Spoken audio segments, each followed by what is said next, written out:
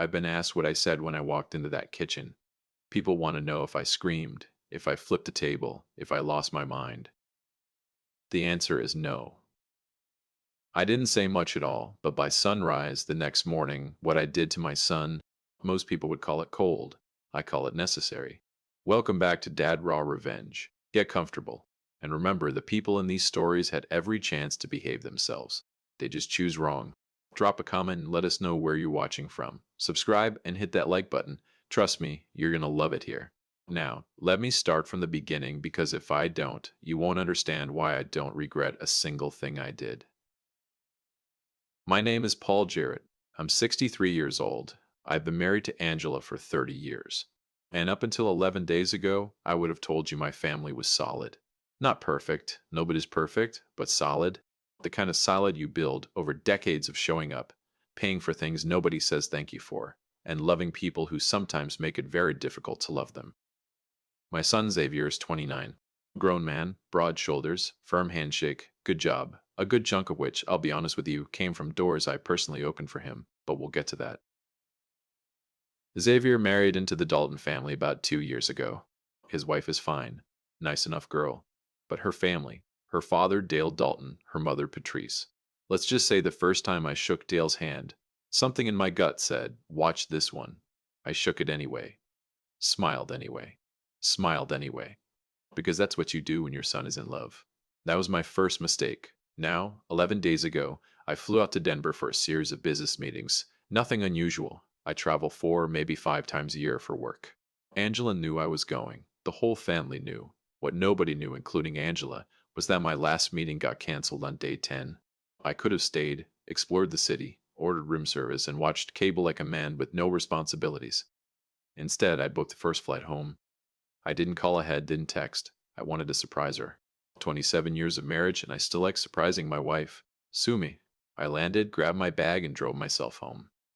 It was a little past 30 It was a little past 3 p.m. on a Tuesday. Now, here's the first thing I want you to notice, and stay with me on this because the details matter. When I turned onto my street, I saw Dale's car parked outside my house. That silver Buick he loves like it's a personality trait, parked right there in my driveway like he paid the mortgage. I felt that thing in my gut again. I told myself I was being paranoid. Maybe they just come for lunch. Maybe Xavier had them over. People visit. It's normal. I was tired and reading into things. I parked, grabbed my bag, and walked to the front door. The house was loud. Not loud in a party way, loud in a layered way, like two different worlds were happening under the same roof at the same time.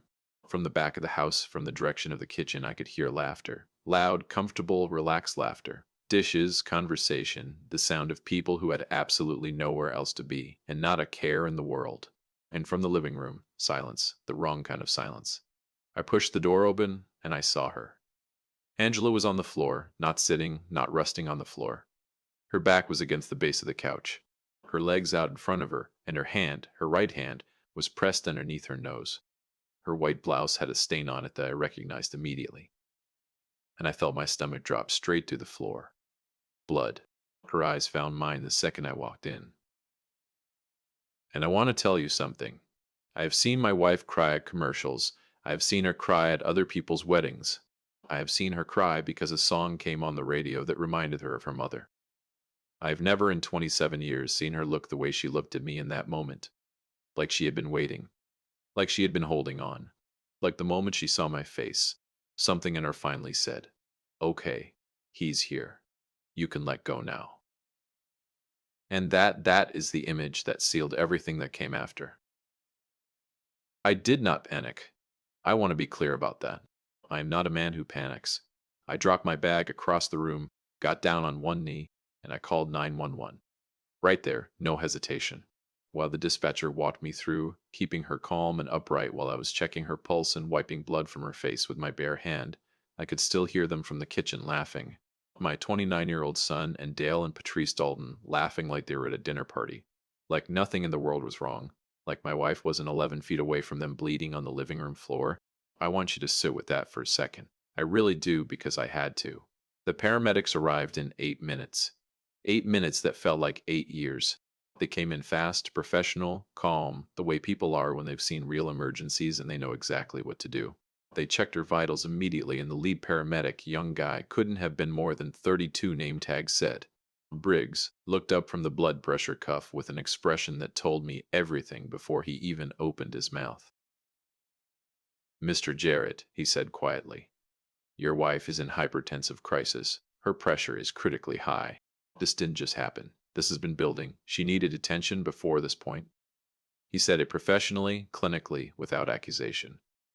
And I looked toward the kitchen where the laughter had finally gone quiet, and I felt something shift inside me. Something that had been hot and frantic a few minutes ago went very, very still. Cold, actually. I held Angela's hand until they lifted her onto the stretcher. She squeezed my fingers. I squeezed back twice. Our thing. 27 years of our thing. Then I stood up, straightened my jacket, and walked toward the kitchen. Now, before I tell you what happened next, I need you to understand something about me. I am not a violent man. I am not a man who screams or throws things or makes scenes in his own home. But I am absolutely, without question, a man who handles things. And it was time to handle something. If you've been listening for a while, do us one quick favor. Subscribe. A lot of people listen without ever doing it, but it costs you nothing and means everything to us. Thank you genuinely. I've walked into a lot of rooms in my life. Boardrooms where millions of dollars were on the table. Hospitals when people I loved were fighting for their lives. Courtrooms, churches, gravesides. I've walked into rooms that changed everything, and rooms that changed nothing. But I want to tell you, nothing, and I mean nothing, has ever felt like walking into that kitchen that afternoon. The laughter was gone finally, like somebody had reached over and clicked it off with a switch. The three of them were just sitting there, Xavier at the head of the table, Dale to his left, Patrice to his right, surrounded by plates of food and glasses of sweet tea like they just finished a perfectly lovely Tuesday afternoon meal. In my house, while my wife bled on my floor. I stood in the doorway for a moment, just stood there. I've learned over 63 years that the most powerful thing a man can do when he's furious is slow down. Every instinct in your body says speed up, raise your voice, move fast, make them feel the size of what they did. But slow is scarier. Slow means you're in control. Slow means you've already decided what's going to happen and nothing they say is going to change it. So, I stood there slow, quiet, and I looked at my son. Xavier stood up. I'll give him that. He stood up the moment he saw my face, which tells me somewhere in that 29-year-old brain of his, he already knew. You don't stand up like that unless you know, Dad. He started. I held up one finger, just one, and he stopped. I turned to Dale first. Dale Dalton, silver-haired, tan, the kind of man who'd never worked a job he didn't also own. He had his hands folded on my dining table like he was chairing a meeting, like he was comfortable, like he belonged there. I looked at him for a long moment. Then I said, and I kept my voice so calm it probably scared them more than shouting would have, "Get out of my house." Dale blinked. Patrice put her sweet tea down. Xavier opened his mouth. "Dad, just let me explain. I'm not talking to you yet," I said. Still calm, still slow. I said, "Get out of my house, both of you, right now." Dale shifted in his chair and did the thing I knew he was going to do. He tried to be reasonable, tried to be the measured, rational adult in the room. He leaned forward slightly and said, "Paul, I think if we all just take a breath here, Dale." He stopped. I didn't ask for a breath. I didn't ask for a conversation. I asked you to leave my house. And I'm only going to say it one more time. Now, here's the part I need you to pay attention to, because this is where it gets interesting.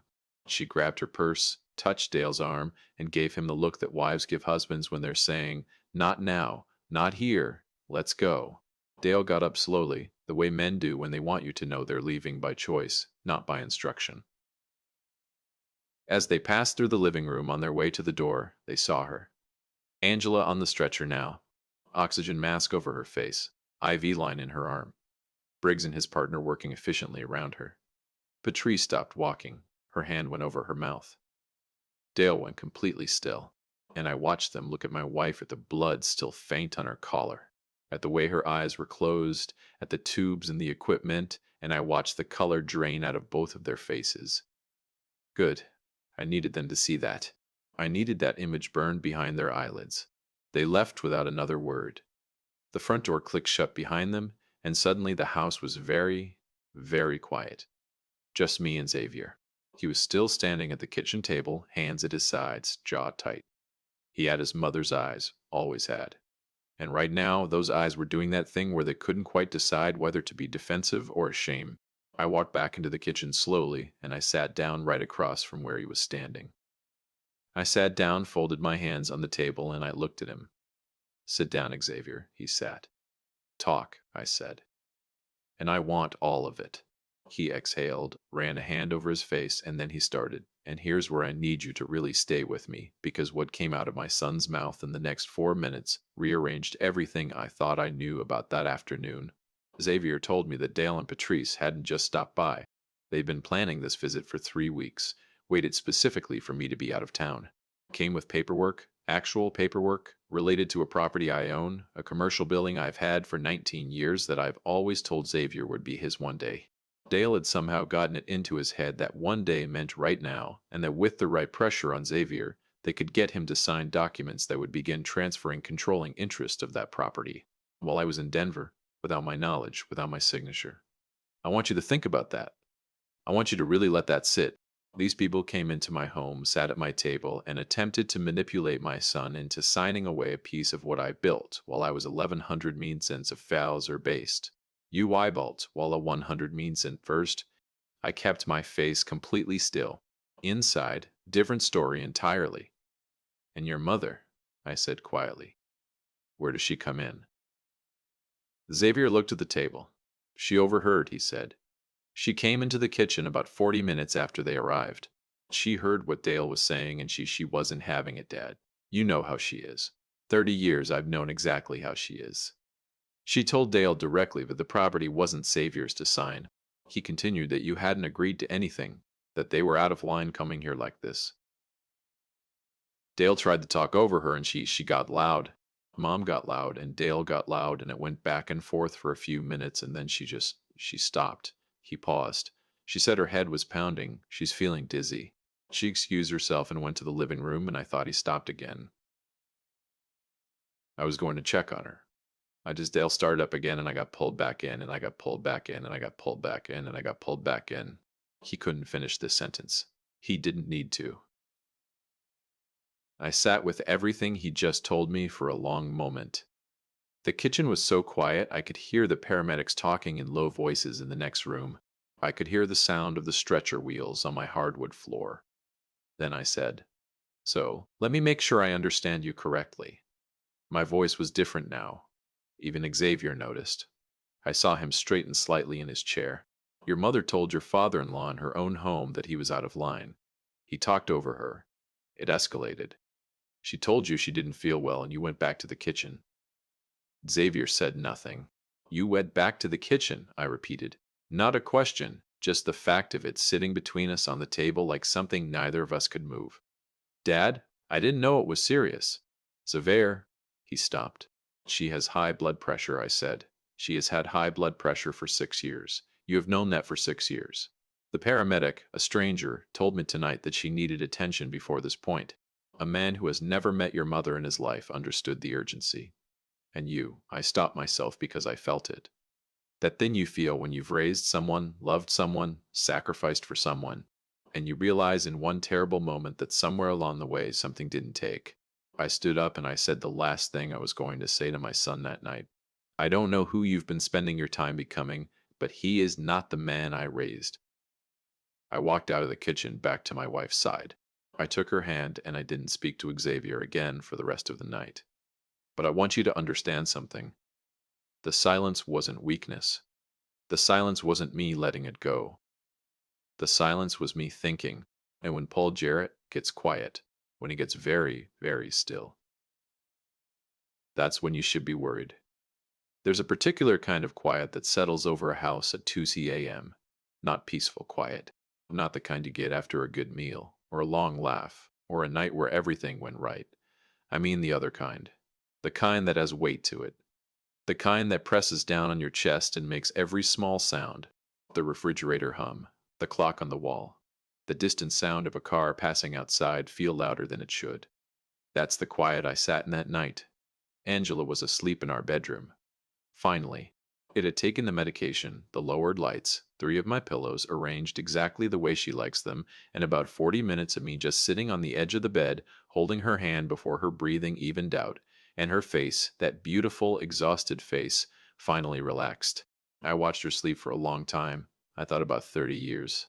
I thought about the woman who married me when I had more ambition than money, who worked beside me when we were building everything from scratch, who raised our son with more patience than I ever had, more grace than he deserved, and more love than either of us probably recognized in the moment. I thought about her on that floor, and then I stopped thinking, and I started moving. I went to my desk in the study, sat down, opened my laptop, cracked my knuckles, and I went to work. Now, I need you to understand something about me before I walk you through what happened next. I am not an impulsive man. I don't make decisions in the heat of the moment, and I don't do things I'll have to undo later. Every single thing I did that night, I had already decided in that kitchen. When Xavier was still talking, and I was sitting across from him with my hands folded and my face completely still, by the time I sat down at that desk, I wasn't angry anymore. I was decided. And there is a profound difference between the two. The first call I made was to the bank. Yes, at 2 a.m. Because when you've had the accounts long enough and you're the primary holder, there's a number on the back of your card that doesn't sleep. I've used it twice in 27 years. This was the third time Xavier had been an authorized user on my primary credit card for 6 years. 6 years of charges I never questioned, never audited, never made him justify. Gas, groceries, dinners, subscriptions. That one weekend in Nashville he called a work trip that I'm fairly certain involved neither work nor a spreadsheet. Removed. The woman on the phone was professional and efficient. Took less than 4 minutes. She asked if there was anything else I needed. Not tonight, I said. Thank you. I hung up and moved to the next one. I moved on. Car insurance dropped from my policy before 3 a.m. The apartment. Now, this one took a little more. I co-signed Xavier's lease 2 years ago when he and his wife moved into their place. Nice building, good neighborhood. The kind of neighborhood that requires a cosigner with a certain kind of credit score and a certain kind of income. Mine. I called his landlord at 7 FRM when I knew the office would be open. Man named Gary, good guy. We'd spoken twice before, both times pleasant, both times brief. This time I told him I needed my name removed from Xavier's lease at the earliest legally possible opportunity, and that I'd cooperate with whatever process that required. Gary paused for a moment, then said, "Everything okay, Paul? Everything is being handled." "Gary," I said, "thank you for asking." Every first of the month, quietly, without announcement or conditions, I'd been transferring money into Xavier's personal account. It started when he was getting on his feet after college, then it became habit. Then it became something neither of us ever discussed, because we both just accepted it as part of how things worked. I logged in at 3:15 a.m. and canceled the recurring transfer permanently. Not paused, not reduced, canceled. I sat back in my chair for a moment after that one, because that transfer represented something beyond money. It represented a version of my son I'd been quietly funding. A comfort level, a cushion, a safety net that had maybe possibly allowed him to make the kind of choices a man makes when he knows somebody will always be there to catch him. Not anymore. Then came the calls. I'm not going to apologize for. Over the years, I've made introductions for Xavier, opened doors, called in favors, batty his. There's a certain kind of currency that takes decades to build, and it lives entirely in other people's trust. I'd spent some of mine on my son gladly, proudly.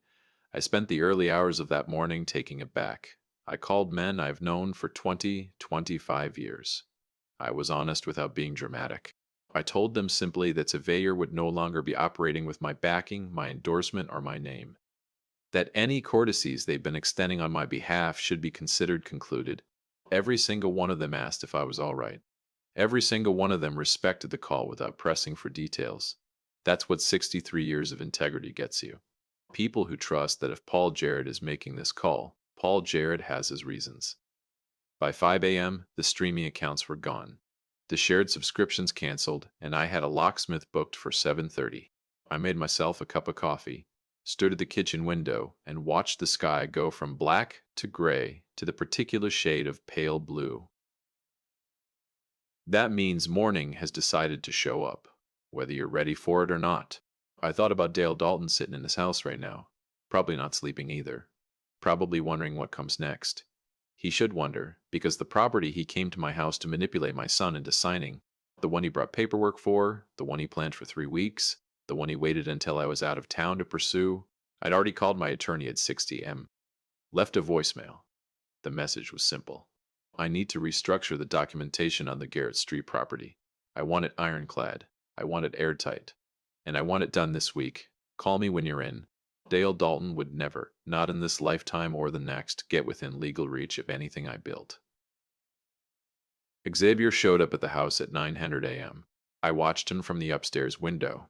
Saw him walk up to the front door with his shoulders set the way he sets them when he's preparing himself for a hard conversation. Watched him reach into his pocket for his key. Watched him try it. Watched him try it again. Watched him stand there for a moment, perfectly still, beginning to understand. He knocked. I didn't answer. He knocked again. Nothing. He called. His phone was dead. He stood on that porch for a long moment, looking at the door like it might change its mind, then walked to the neighbor's house, the Petersons. And I saw Barbara Peterson hand him her phone with the concerned expression of a woman who doesn't know what's happening, but can feel that it's serious. My phone rang. I looked at the screen. Barbara's number. I picked up. There was a brief silence. Then his voice was different. The defensiveness was gone. What was left underneath it was something raw, something younger, something that reminded me painfully of the boy he used to be before the Daltons got their hands on who he was becoming. I let him have his silence. Then I said, "You let your mother lay on that floor, Xavier. You knew her condition. You knew what stress does to her body. And when she needed you, her son, you chose to go back to that table." He didn't speak. I could hear him breathing. "I love you," I said. "I will always love you. But love is not the same as access. And right now, every door I've kept open for you is closed." Another silence. Longer this time. "For how long?" he asked, quietly.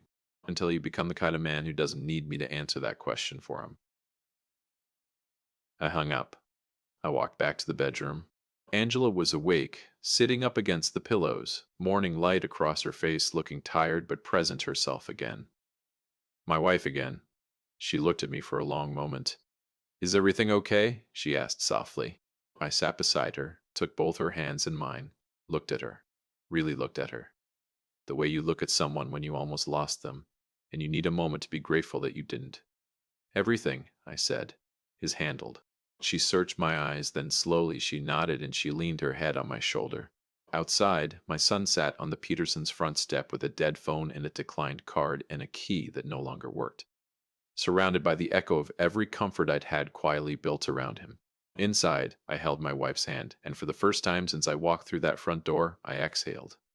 Some people will listen to this and say I was too hard on my son, maybe, but I watched a paramedic, a stranger, treat my wife's crisis with more urgency than the man I raised. And I decided that night that the greatest act of love I had left for Xavier wasn't to keep the doors open. It was to finally let him feel what it costs when they close. He'll either grow from it or he won't. But Angela is alive. She is safe. She is home. And that is the only thing that matters. If you enjoyed this story, join our community by hitting that like button and subscribing for more real, raw, and family-centered stories. And share this with someone who will love it. And as always, thank you for being a part of this community. I will see you on the next.